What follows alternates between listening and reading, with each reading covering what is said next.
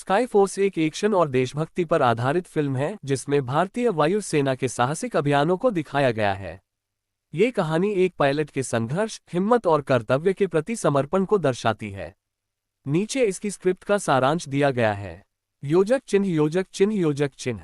शुरुआत। कहानी की शुरुआत एक वायुसेना बेस पर होती है जहां युवा और होनहार पायलट अर्जुन, मुख्य पात्र, भारतीय वायुसेना में शामिल होता है। अर्जुन का सपना बचपन से अपने पिता की तरह देश की सेवा करना था। संघर्ष और चुनौती। एक खतरनाक मिशन के दौरान दुश्मन की सेना भारतीय सीमा पर हमला करती है। अर्जुन और उसके साथी पायलट्स को दुश्मनों के खिलाफ हवाई हमला करना होता है। हालांकि मिशन कठिन है क्योंकि दुश्मनों के पास आधुनिक हथियार और तकनीक है। इस दौरान अर्जुन को अपने डर, आत्मसंदेह और दुश्मनों की ताकत से लड़ना होता है। उसे यह साबित करना है कि वह केवल एक पायलट नहीं बल्कि एक सच्चा देशभक्त है। मध्य भाग। मिशन के दौरान अर्जुन को अपनी टीम का नेतृत्व करना पड़ता है क्योंकि उनके सीनियर पायलट घायल हो जाते हैं। टीम के सदस्य अर्जुन के निर्णयों पर सवाल उठाते हैं, लेकिन अर्जुन की बहादुरी और समझदारी सभी को प्रेरित करती है। क्लाइमैक्स। अर्जुन और उसकी टीम एक जानलेवा हवाई युद्ध में शामिल होती है। दुश्मनों के प्लान को नाकाम करने के लिए उन्हें अपने जीवन की परवाह किए बिना मिशन पूरा करना पड़ता है। इस दौरान अर्जुन न केवल दुश्मनों को हराता है बल्कि अपनी टीम को सुरक्षित वापस लाने में भी सफल होता है। अंत। फिल्म का अंत अर्जुन और उसकी टीम को वीरता के लिए सम्मानित करते हुए होता है। ये कहानी दर्शाती है कि कैसे आत्मविश्वास, टीम वर्क और देशभक्ति के जरिए बड़ी से बड़ी मुश्किलों को पार किया जा सकता है। स्काई फोर्स 1965 के भारत-पाकिस्तान युद्ध पर आधारित एक देशभक्ति फिल्म है जो भारतीय वायुसेना के साहसिक अभियानों और बलिदानों को दर्शाती है। फिल्म का निर्देशन संदीप केवलानी और अभिषेक अनिल कपूर ने किया है, जिसमें अक्षय कुमार, वीर पहाड़िया, सारा अली खान, निम्रत कौर और शरद केलकर मुख्य भूमिकाओं में हैं। कहानी का सारांश। फिल्म की शुरुआत 1971 के भारत-पाकिस्तान युद्ध से होती है जहां विंग कमांडर के आहूजा अक्षय कुमार एक पाकिस्तानी पायलट अहमद शरद केलकर से पूछताछ करते हैं। इस दौरान उन्हें 1965 के युद्ध में लापता हुए भारतीय पायलट के विजया, वीर पहाड़िया के बारे में जानकारी मिलती है। 1965 में भारतीय वायुसेना को पता चलता है कि पाकिस्तान ने अमेरिका से मिले स्टार स्ट्राइकर फाइटर प्लेन्स से अपनी वायुसेना को मजबूत किया है। पाकिस्तान के संभावित हमले की आशंका के चलते आहूजा और उनकी टीम एक साहसिक मिशन स्काई फोर्स की योजना बनाती है जिसका उद्देश्य पाकिस्तान के सरगोधा एयरबेस पर हमला करना है। मिशन के दौरान के विजया को स्टैंड बाय पर रखा जाता है, लेकिन वह आदेशों का उल्लंघन करते हुए मिशन में शामिल हो जाते हैं। हमले के बाद विजया लापता हो जाते हैं और सरकार उन्हें विद्रोही मानकर उनकी खोज में रुचि नहीं दिखाती। आहूजा विजया की पत्नी गीता, सारा अली खान से किए वादे के चलते उन्हें खोजने का प्रयास करते हैं, लेकिन सफल नहीं हो पाते।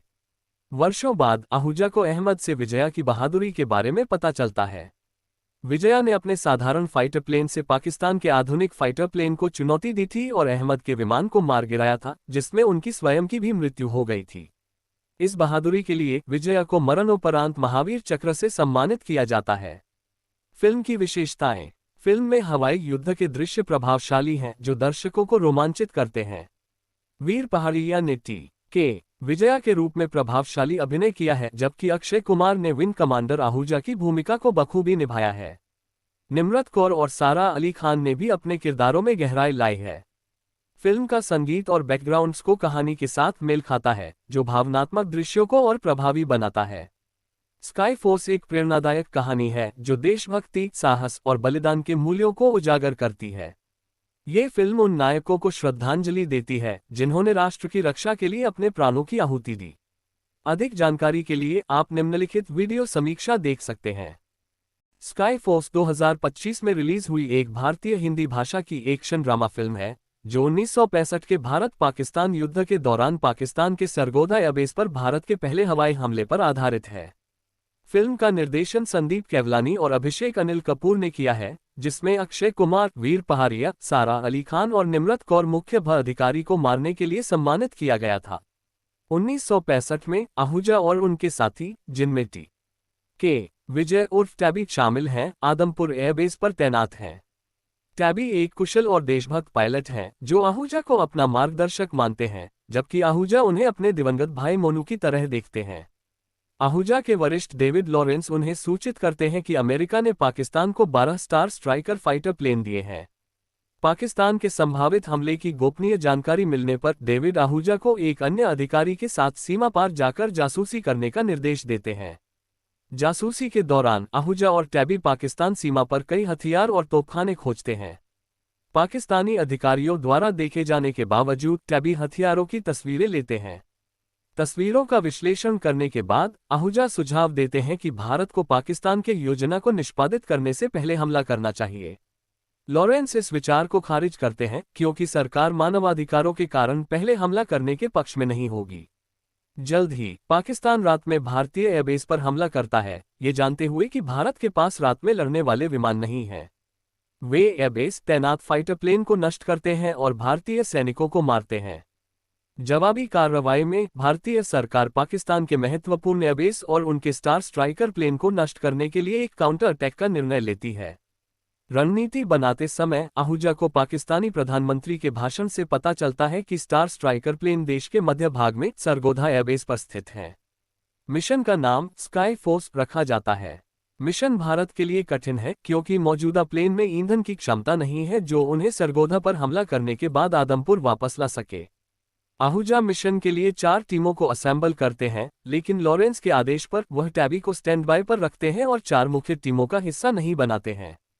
मिशन सफलतापूर्वक पूरा होता है और सभी अधिकारी अपने बेस पर लौट आते हैं। वापसी पर आहूजा को पता चलता है कि टैबी ने अपने निर्धारित समय के कुछ मिनट बाद उड़ान भरी और लापता हो गए हैं। भारतीय सरकार टैबी को विद्रोही करार देते हुए उन्हें खोजने में कोई रुचि नहीं दिखाती है क्योंकि उन्होंने आदेशों का पालन नहीं किया। इस बीच टैबी की पत्नी गीता आहूजा से आग्रह करती है कि वह उन्हें खोजे क्योंकि उन्होंने पहले वादा किया था कि वह टैबी का अपने छोटे भाई की तरह ख्याल रखेंगे। अपने सर्वोत्तम प्रयासों के बावजूद उन्हें सरकार से कोई समर्थन नहीं मिलता, जो उनकी गुमशुदगी को उनकी अपनी गलती मानती है।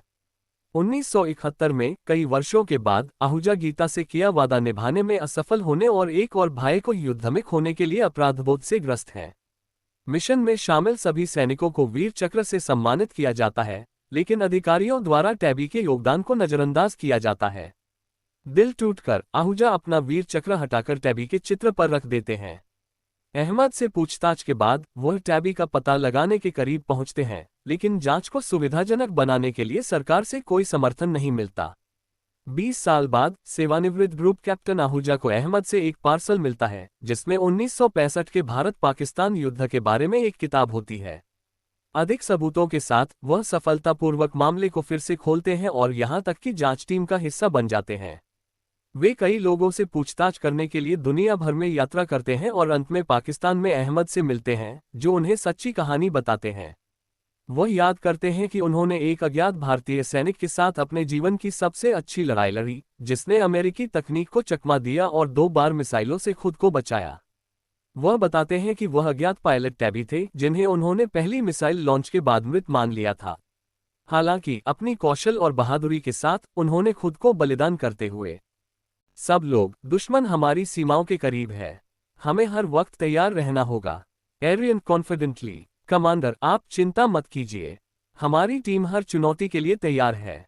रिया प्लेफुली, बस ध्यान रखना कि तुम बहाने मत बनाओ। विक्रम स्मर्किंग, तुम चिंता मत करो रिया, आसमान में मैं हमेशा नंबर 1 रहता हूँ।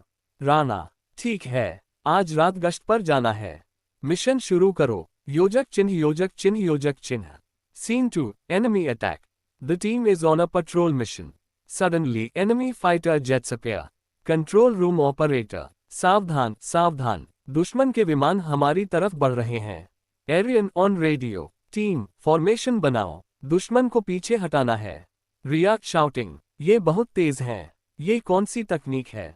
विक्रम, आर्यन, मैं बाएं से अटैक करूंगा, तुम उन्हें फ्रंट से संभालो। एरियन, विक्रम, संभल के, ये कोई मामूली दुश्मन नहीं है। Explosions and aerial maneuvers fill the scene as the team fights bravely. योजक चिन्ह योजक चिन्ह योजक चिन्ह। Scene 3, The aftermath. Back at the base, the team discusses the mysterious enemy technology. Rana, ये हमला किसी साधारण एयरफोर्स का नहीं था, हमें इनके बारे में और जानकारी चाहिए।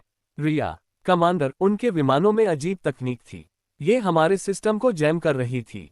एरियन, हमारी सुरक्षा खतरे में है, हमें जल्द से जल्द जवाबी कार्रवाई करनी होगी। राणा, सही कहा, मैं हेडक्वार्टर से बात करता हूँ। आप लोग तैयारी करो। योजक चिन्ह योजक चिन्ह योजक चिन्ह। Scene 4, preparing for the climax. The team gears up for the final mission. रिया, आर्यन, तुम हमेशा इतने शांत कैसे रहते हो? मैं घबराई हुई हूँ। एरियन, घबराहट को हिम्मत में बदलना ही हमारा काम है। रिया, हम सब साथ हैं। विक्रम, बस याद रखना, हम हार नहीं मानेंगे। Ariane, motivational speech. टीम, ये लड़ाई सिर्फ हमारी नहीं, पूरे देश की है। हमें अपनी आखिरी सांस तक लड़ना होगा।